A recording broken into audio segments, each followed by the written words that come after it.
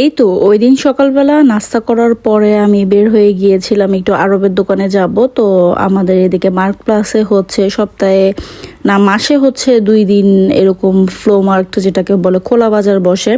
তো এখানে সবজি গাছ টাছ উঠায়, তো এখানে সবজি ফলগুলোর অনেক দাম, নর্মালি মার্কেট থেকে দ্বিগুণ দাম। আর এই গাছগুলি দেখতে ভালো লাগে কিন্তু এই গাছগুলোরও অনেক দাম। এক একটা গাছ হচ্ছে ছোট ছোট গাছগুলি 10 ইউরো 12 ইউরো করে ছিল। দেখতে ভালো লাগলে কি হবে, নর্মালি যে সবগুলিতে পাওয়া যায় সেগুলি থেকে হচ্ছে দ্বিগুণ তিনগুণ দাম।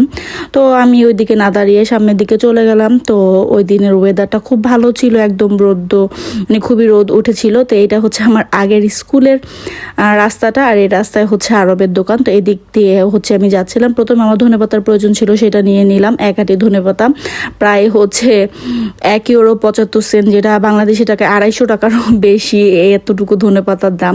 কিন্তু আমার ভালো লাগে বলে আমি সবসময় এখান থেকে নিই। আর এই দিকে হচ্ছে এই একটাই আরবের দোকান যেখানে হচ্ছে সব কিছু হালাল পাওয়া যায়। আরেকটা আছে ওইটাতে তেমন কিছুই পাওয়া যায় না। তো মাংস যা যা প্রয়োজন, চাল ডাল আমরা এখান থেকেই নিই। বিশেষ করে এই যে হলুদ কালারের এই চালটা আমরা খাই, খুবই ভালো এই চালটা। তো আমি হচ্ছে ডাল নিব, তো ওইটাই দেখতেছিলাম। তো যা যা প্রয়োজন সেগুলিকে আমি নিয়ে নিচ্ছিলাম।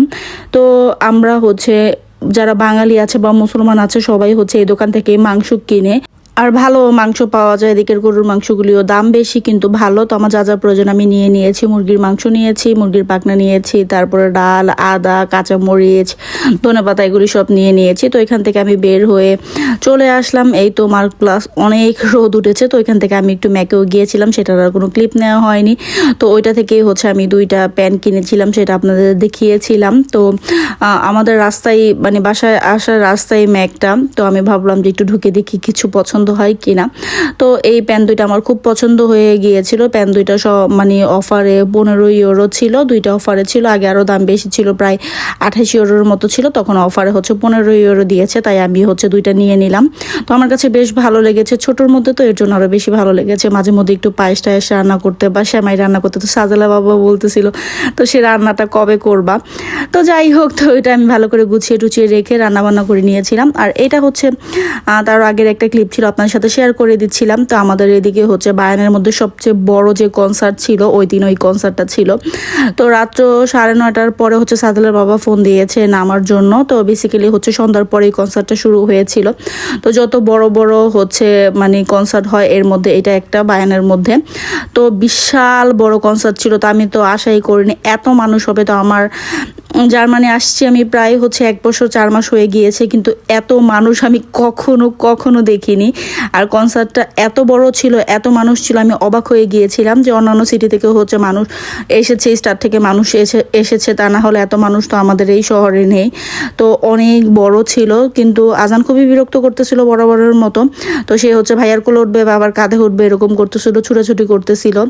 তো আর কনসার্টের একদম স্টেজের সামনের দিকেও আমরা যেতে পারতেছিলাম না। তো আমি যেখানে দাঁড়িয়েছি সেখান থেকে হচ্ছে আমি কিছুই দেখতে পাচ্ছিলাম না। তো একটা বয়স্ক মহিলা বলতেছিল যে তুমি সামনে চলে যাও, তাহলে দেখতে পারবা, কারণ ওদের অনুযায়ী আমার হাইট অনেক ছোট। তো আমরা আশেপাশে একটু ঘুরে ঘুরে দেখতেছিলাম, এখানে বিভিন্ন ধরনের স্টলও বসেছিল, তো সেগুলোও ঘুরে ঘুরে দেখতেছিলাম। তো এদিকে হচ্ছে বাচ্চারাও খেলতেছিল, বিভিন্ন ধরনের খেলার ব্যবস্থাও ছিল, তো সেগুলোও দেখতেছিলাম। তো আজানকে বলতেছিলাম যে এটা তুমি উঠবা। তো সাজালকে বললাম যে সাজাল এটা ট্রাই করে দেখতে পারো। তো এটাতে হচ্ছে একদম সম্পূর্ণ উপরে উঠতে পারলে হচ্ছে ওকে একটা গিফট দিবে। তো এই ছেলেটা খুবই ট্রাই করার পরে সে হচ্ছে গিফট পেয়েছে, কি পেয়েছে সেটা দেখিনি।